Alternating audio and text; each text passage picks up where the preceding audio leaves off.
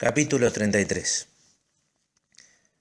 Unos meses después se enteró del fallecimiento imprevisto de Miguel Juárez Celma. Sentada en su pieza, viendo los objetos en forma cada vez más borrosa, experimentó hasta los huesos la ineludible soledad del hombre de Dios. Se le había ido su amigo de toda la vida. Era una amarra más que se soltaba en su barco anclado todavía en este mundo.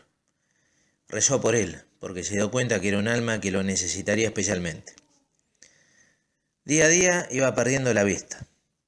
Él, que había sido capaz de increíbles esfuerzos físicos, se sentía ahora tan solo un montón de carne insensible, un cuerpo sin rumbo, en una palabra, un trasto viejo que solo servía para molestar a los demás.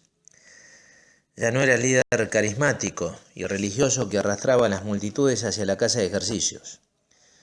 Mucho menos era el trabajador infatigable que acarreaba materiales y organizaba cuadrillas de labor para abrir caminos y acequias. Ni siquiera podía ser el predicador ameno de la palabra de Dios, porque su voz por la lepra se le había transformado en un ronco sonido casi imposible de entender. ¿Qué era entonces? ¿Qué quería el Señor que fuese ahora ciego y leproso como estaba? Porque la lepra también había afectado gravemente la vista. Llamó a su amigo Palacio, antiguo vecino del pueblo, y le pidió que le prestara a alguno de sus hijos para que lo asistiera y acompañara. El hombre se compadeció del cura y lo mandó a José, su hijo mayor.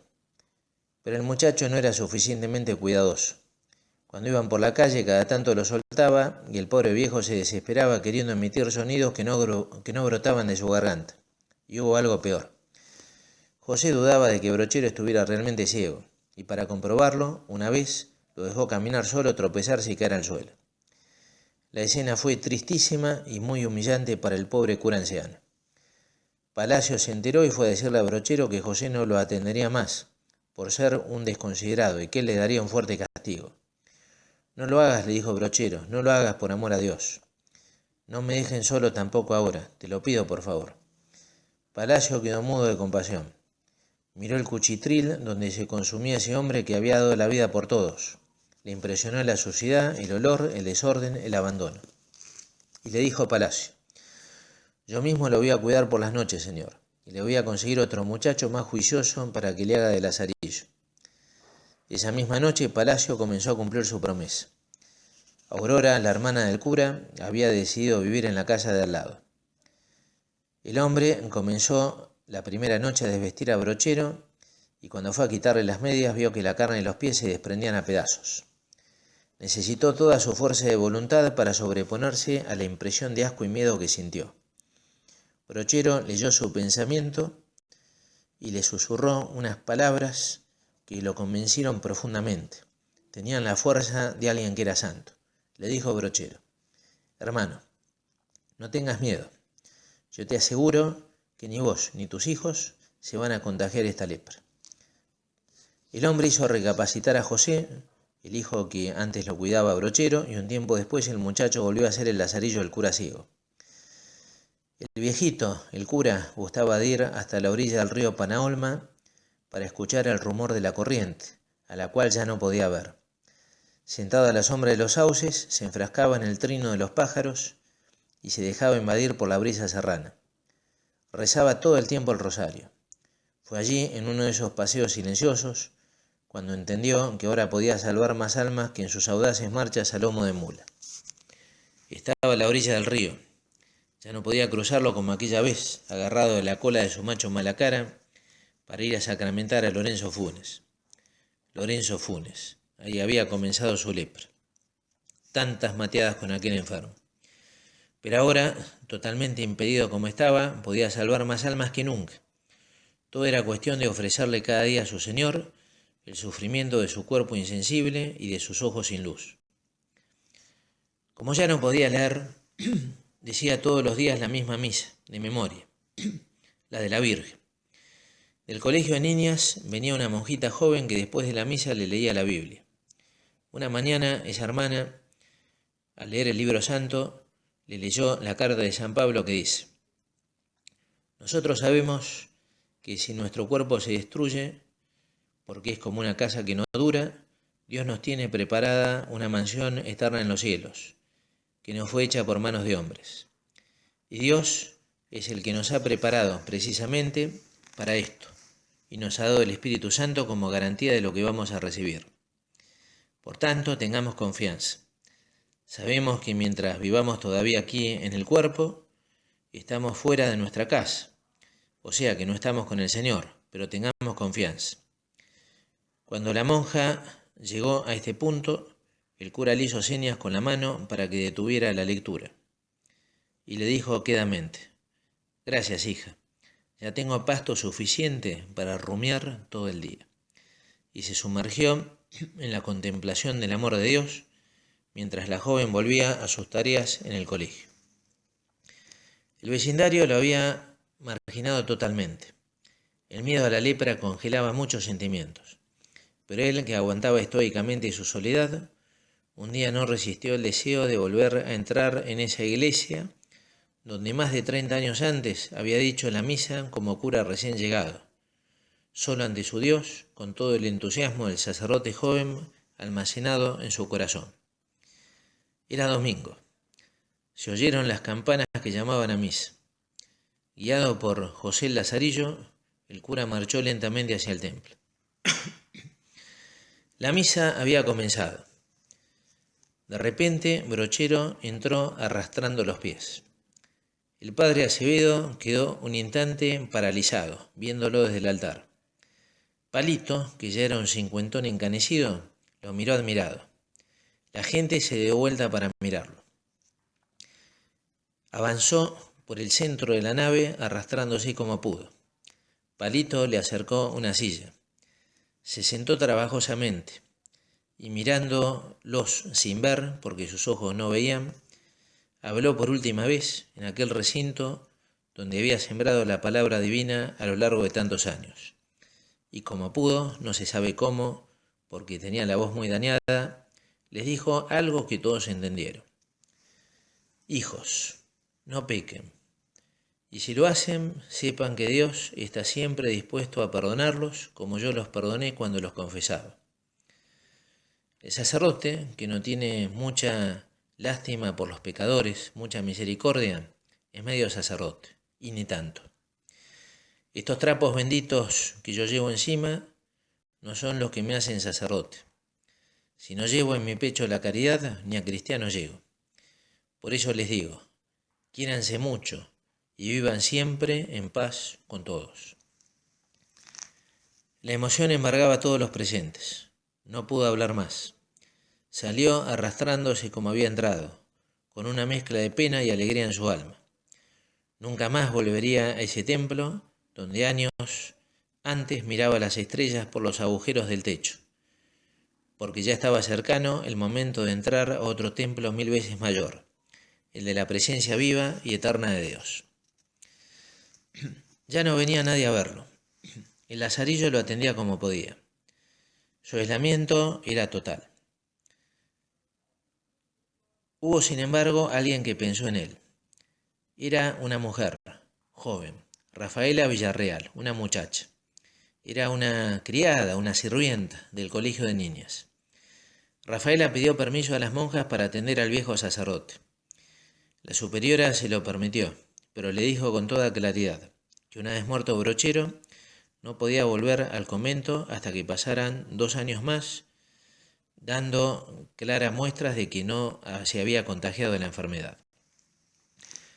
Brochero pasaba los días en el dolor y la oración. Rafaela consiguió que alguien escribiera en nombre del cura una carta al obispo de Santiago del Estero, Monseñor Yanis Martín, que había sido compañero suyo en la ordenación sacerdotal muchísimos años atrás.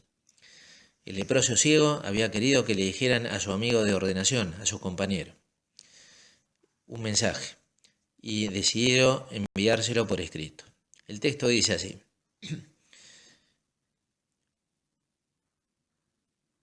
recordarás que yo sabía decir de mí mismo que iba a ser tan enérgico siempre, como el caballo Chesche, ese caballo que se murió galopando. Pero jamás tuve presente, querido Yanis Martín, que Dios nuestro Señor es y era quien vivifica y mortifica, y quien da las energías físicas y morales y quien las quita. Pues bien, Yo estoy ciego, casi al remate. Apenas distingo la luz del día, y no puedo verme ni mis manos. Además, estoy sin tacto desde los codos hasta la punta de los dedos y de las rodillas hasta los pies. Ya ves el estado a que ha quedado reducido el cheche, el enérgico, el brioso. Pero es un grandísimo favor el que me ha hecho Dios, nuestro Señor, al quitarme por completo de la vida activa y dejarme en la vida contemplativa. Quiero decir que Dios me da la ocupación de buscar mi último fin y de orar por los hombres pasados, por los presentes y por los que han de venir hasta el fin del mundo. Era el comienzo del año 1914, año elegido por Dios Padre para llevarse con él a José Gabriel Brochero. Su salud empeoró rápidamente. La infección producida por aguzanamiento de la nariz avanzaba en forma implacable y terminaría provocándole la muerte. Los cuidados de Rafaela Villarreal, las visitas de su hermana Aurora, las plegarias y envíos de salud de sus amigos, nada lograba mitigar las terribles neuritis que soportaba sin quejarse. El 23 de enero pasó por el pueblo el padre Angulo, muy amigo de Brochero. Cuando fue a visitarlo, comprendió de inmediato que el final estaba muy cerca y que él se debía quedar para acompañarlo. El anciano sacerdote enfermo se empeñó en celebrar misa. Angulo trató de disuadirlo, pero fue en vano. Se levantó como pudo de la cama, se vistió las ropas sagradas y en la misma casa parroquial comenzó a recitar de memoria las preces de la misa. Cuando estaba pronunciando unas palabras de Jesús, y yo lo resucitaré en el último día, del Evangelio, le sobrevino un desmayo y debieron acostarlo. El padre Angulo mandó llamar al médico, que le aplicó inyecciones de morfina para calmar los escalofriantes dolores. Ya aliviado, Brochero le pidió que lo ayudara a bien morir. ¿Quiere que lo confiese?, preguntó el amigo sacerdote. El moribundo contestó, sí, aunque a decir verdad poco tengo de qué confesarme, porque el diablo me tenía algunos recibos de deuda, pero eso ya los rompió Jesucristo, y nadie cobra de palabra. Sentado en la cama y con la sotana puesta, recibió la Santa Comunión. Tragó con mucha dificultad el pan hecho cuerpo de Cristo, y quedó sumido en una profunda contemplación. Con el crucifijo apretado entre las manos, su espíritu tocaba ya las orillas de la vida eterna. Los dolores volvieron torturantes. El pobre anciano lo sufría y se retorcía en la cama, pero tuvo la fuerza suficiente para darle al padre Angulo un último encargo. Le dijo, ahí en el cajón está la escritura de un terreno que le compré hace años a Claudio Guzmán. Sé que ha gastado mucho por la enfermedad de su esposa. Dele la escritura y dígale que venda el terreno para atender a sus gastos. La mañana del 26 de enero de 1914, cuando Angulo le llevó la comunión, Brochero murmuró, esta es la despedida, y volvió a sumirse en la contemplación del Dios a quien había servido toda su vida. Ese día entró en estado de coma, y con el correr de las horas su vida se fue apagando lentamente, como las velas que en el altar rinden su homenaje al Dios que es Padre de todos. Al día siguiente lo enterraron en la capilla de la casa de ejercicios. Cavaron una fosa de 4 metros de profundidad. Bajaron el ataúd y echaron sobre él una capa de cal viva para alejar hasta el más mínimo peligro de contagio. Quemaron todos sus papeles, menos los libros parroquiales. Pero ese día cantó el río Panaolma, florecieron los árboles, se rieron las sierras, bailó el viento del oeste y las mulas retozaron alegres en sus corrales. Porque el cura, José Gabriel Brochero, se había metido bien adentro de la madre tierra. Por eso la naturaleza entera celebró su tránsito, su paso a la vida eterna. Porque el Hijo de Dios había de encontrarse con su tata Dios, pero se quedaba aquí, bien hundido en las raíces del suelo serrano, como semilla de esperanza para un pueblo como la República Argentina, que todavía hoy sigue buscando su norte, su rumbo, su destino. Y terminamos con una reflexión. Una buena parte de los argentinos seguimos viviendo con identidad prestada. Nos han inculcado prolijamente desde la niñez que nuestra patria es grande, inmarcesible, heroica, llena de próceres que pueblan las paredes de las aulas, que somos el granero del mundo y que tenemos una bandera que nunca fue atada al carro de ningún vencedor de la tierra. Esa patria no existe. Al amparo de tales teorizaciones se ha marginado al país autóctono por medio de una política que olvida muchas veces a la gente pobre. José Gabriel Brochero era un mestizo, un hombre de tierra adentro, un hombre consustanciado con su entorno, un producto puro de esa mezcla fecunda de lo hispano con lo indígena, que constituye el sustrato de nuestra nacionalidad. El cura Brochero es un modelo de sacerdote tal como lo necesita nuestra patria. Y lo es porque antes que cura fue un auténtico argentino, totalmente consciente de su identidad, arraigado como árbol añoso a lo más genuino de nuestra tradición. Y además era una persona que se llevaba bien con todos, con los ricos y con los pobres, con los que pensaban igual que él y con los que pensaban de modo exactamente opuesto. Por eso nosotros tenemos que pedirle al cura Brochero que interceda desde el cielo para que todos los argentinos sepamos vivir unidos y que descubramos que esa unión solamente la podremos lograr en Dios.